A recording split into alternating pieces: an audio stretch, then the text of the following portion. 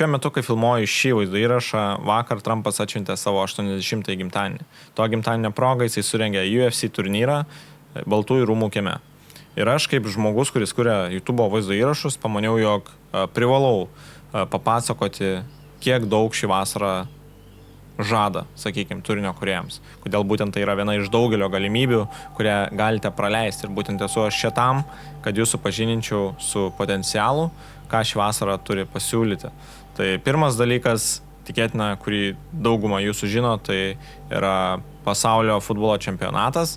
Tuo metu turime šalia to UFC turnyrus, sugrįžtantį McGregorą Liepos 11 dieną. Galbūt klystu, bet man atrodo Liepos 11 dieną po 5 metų pertraukos, vėlgi galiu būti neteisus, bet man atrodo čia tokia informacija, kurią turiu šiuo metu. Ir aš manau, kad tai būtų labai kvaila to neišnaudoti. Nes YouTube turinys yra apimtas naujienomis, apimtas, sakykime, skandalingomis istorijomis ir būtent mes kaip Faceless, sakykime, kanalai fokusuojamės į tas istorijas, fokusuojamės į trendus, tai kas vyksta šiuo metu dabar. Ir ką aš supratau atėjus šiai vasarai, dirbant su turiniu, jog Faceless automatoriai nebeegzistuoja. Visą tai, sakykime, patobulėjo į visiškai kitą lygį. Dabar mes tampam Faceless operatoriai. Tai nebe automatoriai, tie, kurie automatizuoja, perleidžia taskus ir panašiai, bet tie, kurie kuria operacijas, išnaudoja kiekvieną feature. Ir ką aš turiu minėti, jog anksčiau, sakykime, tiek pasaulyje esantis kursai, tiek mano kursas, sakykime, fokusuodavosi tik į kažkurią tai vieną detalę. Tai pavyzdžiui, mano mokymai buvo apie ilgo formato YouTube turinį, kažkieno mokymai yra apie trumpo formato YouTube turinį. Šiuo metu, kas vyksta, būtent, sakykime, ir pas mane mokymuose, ir bendrai pasaulyje, tai žmonės pradeda kurti turinį iš visų kampų. Kažkas kuria, sakykime, ilgo formato turinį, bet jį to pačiu miksuoja su trumpo formato turiniu ir karts nuo karto paleidžia dar kokį vieną kitą live streamą. Tai 3 dalykai, ar ne, 3 feature'ai išnaudoti. Tai būtent ką mes atradom ir ką mes dabar naudojame, tai yra, sakykime, ta operatorių sistema, kur, sakykime, sukolaboruoja su visais šiais formatais. Tai mes įkeliame ilgo formato vaizdo įrašus, šalia jų įkeliame trumpo formato vaizdo įrašus, jog jie, sakykime, padėtų pasiekti daugiau žmonių. Ir šalia to dar leidžiam live streamus, jog žmonės, sakykime, tie, kurie nežiūri ilgo formato, ten trumpo formato, kurie konkrečiai žiūri tiesioginės transliacijas, galėtų atrasti mus. Tokie žmonės dažniausiai žiūri YouTube per televizorių. Būtent televizoriaus naudotojai, sakykime, per TV, kas žiūri, ne, YouTube, jie mato daugiau rekomendacijų į live streamus visokius. Tai būtent mes pamanėm, jog būtų visai protinga eiti iš tos pusės, pakurti tiesioginių transliacijų, šalia to pakurti ilgo formato turinio ir dar šalia to įterpti vieną kitą short ar ne, trumpą vaizdo įrašą ir to pačiu viską sumiksavus turime vieną didelį Faceless kanalą, kuris tampa kaip ir Faceless media brandu. Tai įdomus toks perėjimas būtent YouTube pasaulyje, visoje infrastruktūroje. Žmonės atranda naujoves, jas pritaiko, jas išnaudoja. Mes esame vieni iš pirmųjų, kurie tai atrado, nes būtent kai matom, jog ten ilgas formatas pradeda nebeaugti, tai mes turim suprasti, jog kažkur tą energiją reikia padėti. Matom, jog atsiranda kažkokia tai kita naujovė, į kurią visi eina ir ten matom, jog visi tą išnaudoja, nes labai paprasta suprasti, kur yra algoritmas, kas dabar trendina, tai tiesiog atsidarom YouTube homepage'ą ir tas, kas esat, sakykime, aktyvus YouTube naudotojas, tikrai pamatysit, jog dalykai keičiasi, jums rekomenduoja būtent tai, kas yra aktualu dabar. Tai jeigu dabar YouTube'as fokusuojasi į live streamus, jums rodys tik live streamus, jeigu YouTube'as dabar fokusuojasi į shortus, tai jis jums rodys tik shortus. Ir tai nėra taip, kad jums rekomenduos tos shortus ar live streamus visą gyvenimą. Tai vyksta tam tikrų momentų. Tai, pavyzdžiui, šiai vasarai, ar ne, vyksta taip, jog matom daugiau tiesioginių transliacijų, renkančias didesnės peržas negu ilgas paprastas formatas. Taip pat ir, sakykime, shortai turi, ar ne, savo kažkokią poziciją. Ir taip yra tik dėl to, kad YouTube'as turi surinkti kažkokius tais duomenis, testuoja tą savo, sakykime, vieną feature, testuoja tas tiesioginės transliacijas, kaip jos veikia, kaip žmonės naudoja jas. Renka tos duomenys, po to tos duomenys naudoja atnaujinimam. Atnaujinti galbūt būtent tą funkciją, patobulinti, pagerinti, padaryti, kad jie būtų, sakykime, lengviau galima naudoti ir panašiai. Tai pasaulis klesti, funkcijos tobulėja ir mes turime kartu eiti, kas darome YouTube vaizdo įrašus, būtent paskui tas naujoves, jeigu norime neatsilikti. Na ir gauti tą algoritmo palaiminimą. Tai būtent šią vasarą, kad išnaudotume tą algoritmo palaiminimą, kad būtume, sakykime, labiau rekomenduojami, surinktume daugiau peržų, aš rekomenduoju ir jums, ir savo mokiniams, ir ką pats ruošiuos daryti, tai kurti turinį apie sportą. Tai mes turime futbolą, mes turime UFC, kovas, yra labai daug kanalų, kurie iš to generuoja tikrai nemažus pinigus. Šie kanalai ir šios nišos yra priklausomos nuo būtent metų laiko, tai sakykime, kai kurie, sakykime, vaizdo įrašai auga tik tais, kai prasideda tam tikras sezonas, tai ten NBA sezonas, NFL sezonas ir panašiai, nes tuo metu ten surenka didžiausias peržas, tuo metu vyksta didžiausi skandalai, vyksta talentų konkursai visokie. Tai tikrai reikėtų, sakykime, neprisirišti prie šios temos, prie sporto temų aplamai visam laikui. Tai yra tiesiog, sakykime, kažkokia tais atvira banga, su kuria galime kartu klestėti. Tai šiuo metu futbolas eina labai gerai, UFC eina labai gerai ir UFC dar eis gerai. Su futbolu, sakykime, yra tokių dalykų, kad žmonės labai kartais nerimauja dėl to, jog jie negalės uždirbti pinigų iš to turinio, nes tas turinys yra labai labai apsaugotas, bet jis yra apsaugotas tik tokiu atveju, jeigu jūs nepridedat jokios originalios vertės. Tai tie, kurie norit rodyti savo veidą, jums paprasčiausiai yra tiesiog reaguoti į tą turinį, jūs jį galite žiūrėti ir šalia jo tiesiog reaguoti į jį, žiūrėti, juoktis, išreikšti savo nuomonę, parodyti savo emocijas, įdėti gyvybės į tą turinį ir tiesiog būti tuo reakcijų kanalu.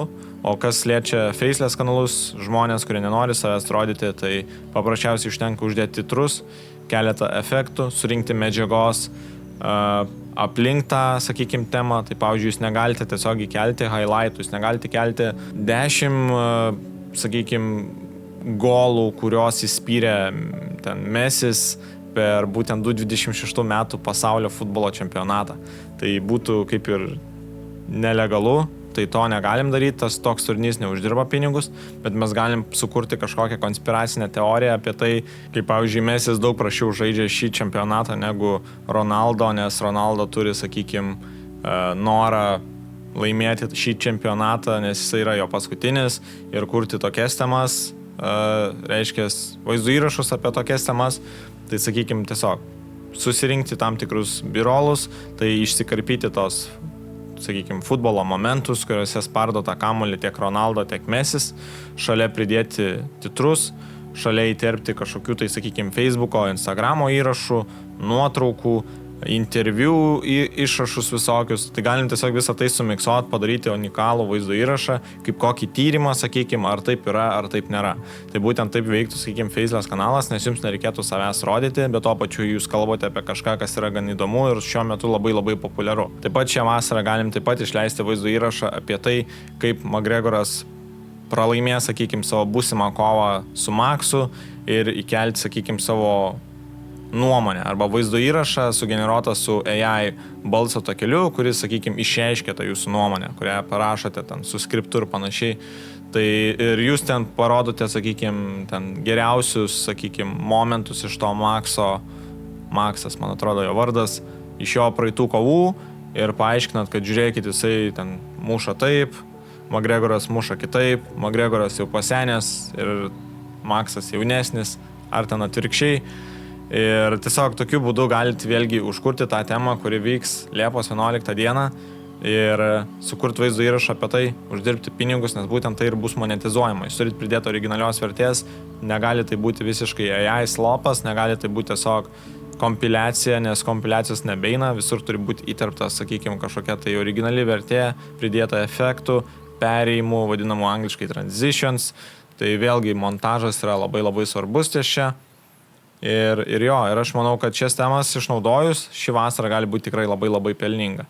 Na ir šios vasaros pabaigoje mes vėlgi turime NFL sezoną, kuris, sakykime, būtų tikrai labai neblogas perėjimas sporto kanalams, kurie nenorėtų, sakykime, numirti būtent po šių visų trendų. Nes jeigu jūs kursite kanalą apie kovas, tai jūs turite, sakykime, sekti tas kovas ir jeigu tos kovos, sakykime, jau nebeaktualios, ruduo jau yra nebeprasmingas, nes ten kažkokių rimtų renginių nebebus, arba ten, sakykime, tie renginiai bus kitokie, nebe tiek populiarūs ir skandalingi, tai tokiu atveju jūsų kanalas tikėtina nebegaus tiek peržų, jums jau reikės pereiti prie kažko kito, nes tai nėra evergreeninis kanalas, tai yra kanalas, kuris fokusuojasi į trendus, į skandalus, į naujienas, į šiuo metu esantį populiarumą ar būtent tik nuo to klesti. Tai šiuo metu parodysiu aš jums keletą kanalų, kurie fokusuojasi į kovų menus, Kovų menus turiu omeny, jog jie kartais įkelia ir UFC, kartais įkelia ir Glory, ir kitų ten visokių kitų renginių, reiškės kovas, temas, skandalus apžvelgia ir panašiai, tai žodžiu sumiksuoja. Tai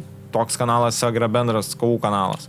Ir taip pat veikia ir su futbolu, panašiai veikia ir su krepšiniu. Tai žodžiu, pabandysiu parodyti jums būtent kovų kanalus, jo galėtume pasidaryti kažkokį, tai sakykime, pirmą įvaizdį, kaip atrodo Faceless kovų kanalas ir galbūt duosiu jums pakankamai motivacijos, jo galėtumėt susikurti savo kanalą.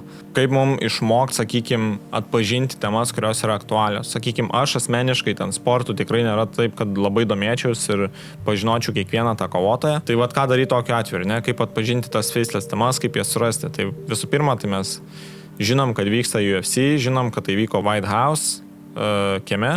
Tai mes parašom į paiešką UFC White House, matom tos, sakykime, veikėjus, ar ne, kurie ten dalyvavo kovotojus.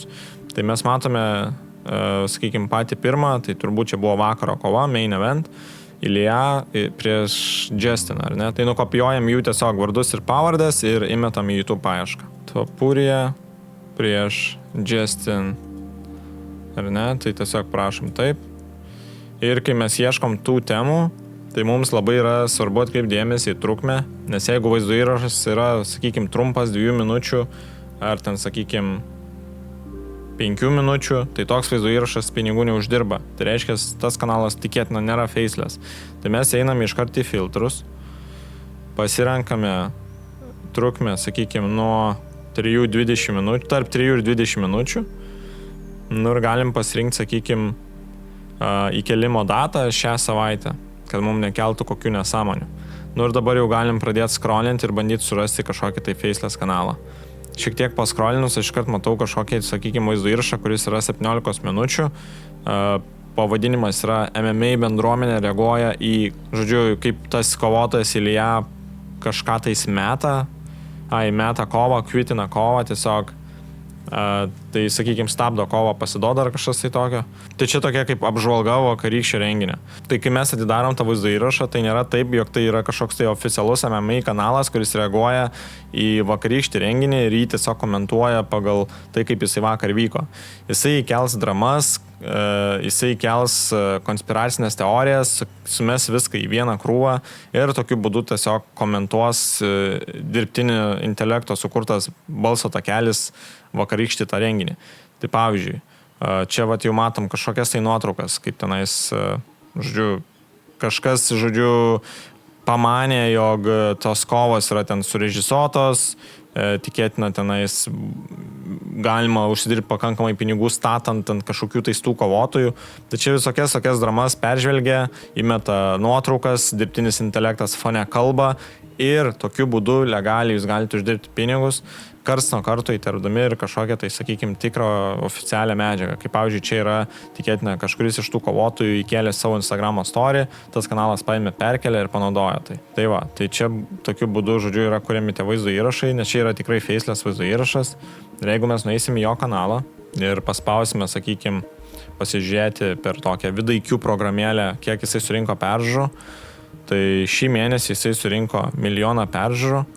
Iš vis turi virš 100 milijonų peržiūrų, tai surinko vien tik tais beveik 400 tūkstančių peržiūrų per pastarąsias 7 dienas, kas yra visai neblogai. Tai jeigu mes nueisim pas šitą kanalą į vaizdo įrašus, galim pamatyti, jog jisai kelia kiekvieną dieną panašius, sakykime, vaizdo įrašus, peržvelgdamas kažkokius tos UFC renginius, komentuodamas, išburdamas kažkokią tai istoriją iš tų visų konspiracinių teorijų, ir tokiu būdu pritraukdamas dėmesį ir uždirbdamas pinigus. Tai čia yra, sakykime, vienas kanalas ir jeigu mes norim surasti kažkokį panašų kanalą, mes panaudojam funkciją panašus kanalai ir tokiu būdu galėsim atrasti, sakykime, panašių kanalų, iš kurių taip pat galėsim pasimokyti. Tai kas čia per programėlę, kuri man parodo panašius kanalus, aš atskleisiu video pabaigoje, tai jeigu žiūrėsi iki galo, galėsi irgi ją atsisiųsti ir ją pasinaudoti. Taigi, ką mes turime? Mes turime kanalus kaip MMA Connect, UFC. Čia kai kurie kanalai gali būti tikrai oficialūs kanalai, bet aš tiesiog pagal pavadinimą, nes šitas yra MMA Zone, galiu jau atspėti, sakykime, kurie tikėtina bus Faceless kanalai. Tai ką mes padarysim, tai tiesiog, sakykime, atsidarom šitą kanalą. tada galim atsidaryti šitą kanalą, galbūt šitą. Full Mount MMA 500 000 follower, manau šitas nebus faceless kanalas. MMA Global gal. Taigi, turime faceless kanalus, būtent juos galėsime ir peržvelgti. Tai atsidarom tą MMA Global, ką mes turime. Mes turime kanalą, kuris šį mėnesį surinko beveik 700 000 peržiūrų ir jo paskutiniai vaizdo įrašai yra apie būtent, sakykime, predictionus. Tai čia, sakykime, nuspėti bandė, kas laimės, kas nelaimės. Tai šitas kanalas, sakykime, vėlgi yra panašus tipo kaip praeitas, kurį peržvelgiam. Tiesiog jisai galbūt fokusuojasi į, sakykime, pačią bendruomenę, ką bendruomenė bando nuspėti, skaičiuoja balsus, įmeta, sakykime, kažkokius tai interviu iš interneto, ką patys žmonės diskutuoja ir būtent tuo yra paremtas kanalas. Tiesiog kitų žmonių nuomonė, bendruomenė ir taip toliau. Tai visai nieko, manau, čia faceless kanalas ir iš jo gal ir galima pasimti kažkokios inspiracijos, tik tais iš tų vaizdų įrašų, kurie auga, bet auga va tie paskutiniai, nes yra raktažodis UFC Freedom 250. Galim nueiti tą kitą kanalą. Jeigu nueisim ant vaizdo įrašų, matome, jog čia yra tokie jau kaip ir highlightai, kaip ištraukos kažkokios. Tai aš sakyčiau, kad šitas kanalas, tikėtina, nėra faceless arba jisai bent jau neuždirba pinigų. Tai mes galim jį mest lauk.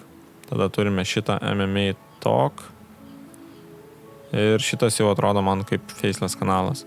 Tai vėlgi mes galim pamatyti tiesiog, kad tai yra faceless, tik tais iš pačio patikimo. Kažkoks tai fonas uždėtas, kažkokios nuotraukos, jokių interviu, nėra kažkokio pagrindinio veido ir visi thumbnailai yra tiesiog identiški. Tai būtent pagal tą galim suprasti, kad čia yra faceless kanalas.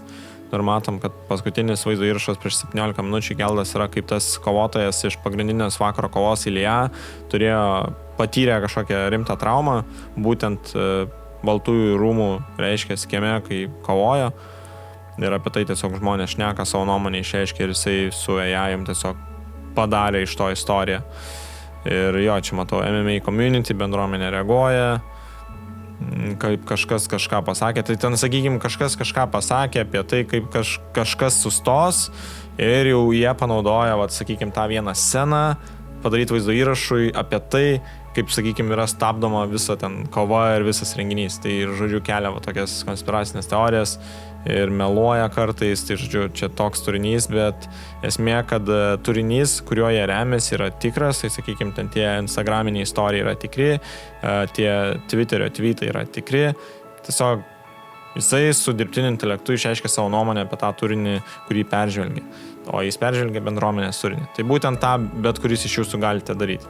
Tai jo, tai čia yra faceless kanalas, jisai surinko beveik 1 milijoną peržiūrų per paskutinės 30 dienų ir vien tik tais per paskutinės 7 dienas surinko 205 000 peržiūrų.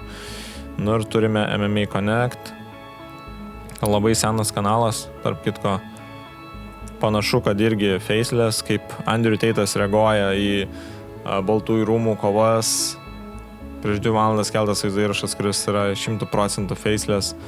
Ir kaip visi reaguoja, kaip tas reaguoja, kaip Conoras McGregoras išsilieja ant pagrindinio, sakykime, veikėjo, kuris tą vakarą kovojo ir panašiai. Tai būtent apie tai yra ir sukasi visas faceless turinys. Ir jo, šitas kanalas surinko virš 1 milijono peržiūrų per paskutinės 30 dienų. Tai, sakykime, visai neblogi kanalai, būtent šiuo metu, kurie galėtų būti jūsų, sakykime, pavyzdžiai, iš kurių galėtumėte mokytis, imtis idėjas ir suprasti, kaip kurti tą turinį, jeigu norite tą daryti patys. Tai manyčiau, kad visai neblogas variantas. Bet jeigu jūs patys nenorite kurti to turinio, manote, jog tai tiesiog kainuoja labai labai daug laiko ir jūs manote, jog jums reikėtų pagalbos, aš turiu savo mokymus, kuriuose mokau savo bendruomenę kurti tokius vaizdo įrašus, iš jų uždirbti, parodau, kaip uždirbti iš tokių vaizdo įrašų, pamokau, kaip sumontuoti tokį vaizdo įrašą, pamokau, kaip sukurti dirbtinio intelekto balso takelį, parodau, kaip sukurti viršelį, tą vadinamą angliškai thumbnailą, žodžiu, visą bazę, visa informacija yra vienoje bendruomenėje, viename kurse. Tai šiuo metu turiu virš 180 narių ir jeigu nori būti vienas iš jų, gali paspausti nuorodą žemiau arba parašyti man į Instagramą arnas.at, tiesiog kokį nors raktažodį YouTube, arba tiesiog praneškite, jog esate šito vaizdo įrašo ir aš su jumis susieksiu, jums atrašysiu, galėsim pasikalbėti apie tai plačiau. O dėl būtent programėlės, kurią aš naudoju, tai ta programėlė vadinasi Voclify, ją irgi galite rasti aprašyme. Tai šiam vaizdo įrašui būtų viskas, ačiū, kad peržiūrėjote ir labai tikiuosi, kad išnaudosite šį vasaros potencialą, kurdami YouTube vaizdo įrašus ir susitiksime kitame vaizdo įraše. Iki.